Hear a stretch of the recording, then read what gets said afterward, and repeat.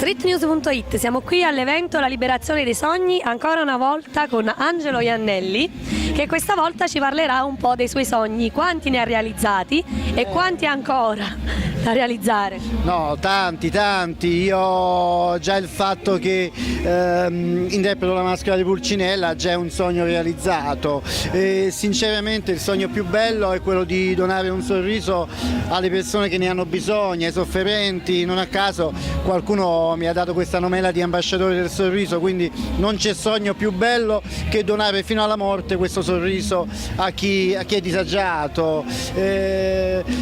Ultimamente un sogno che si è realizzato è stato questo cortometraggio per la Terra dei Fuochi e la gioia è stato interpretato con questi ragazzi, i bambini di Caivano, dove addirittura io dentro la maschera nel momento in cui loro parlavano della Terra dei Fuochi io piangevo perché mi trovavo in quel lembo di terra martoriata da avvelenamenti, da roghi tossici, ma comunque dove il tumore è la malattia che praticamente si evidenzia di più in quelle zone e niente, questo è stato per me già un sogno realizzato. La cosa più bella è che noi dobbiamo trasmettere sempre il sociale è una forma d'arte che se fatta con il cuore ti porta lontano, quindi non c'è bene più importante che testimoniare la propria vita attraverso il sociale.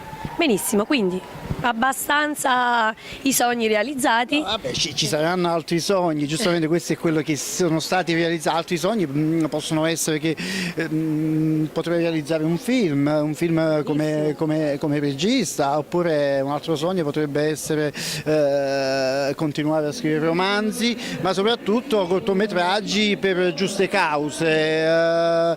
Io devo solo dire grazie a Dio per tutto quello che è successo nella mia vita e lui mi accompagna per mano, perché io ho sempre detto anche in tante interviste, io non mi sento un artista, io mi sento un comunicatore di emozioni, perché la cosa più importante che noi abbiamo nella vita è l'umiltà, è la semplicità. Se noi partiamo dal presupposto che solo attraverso la nostra piccolezza capiamo quanto siamo grandi e niente, io saluto la redazione di Street News, Davide Napolitano, saluto a te che siete sempre con occhio attento alle problematiche del territorio, ma soprattutto mettete in evidenza un giusto binomio cultura, spettacolo e sociale. Benissimo, grazie a te, un saluto a tutti i lettori di Street News. Io saluto tutti voi e vi dico buon divertimento e grazie ancora alla vostra redazione. Grazie, ciao.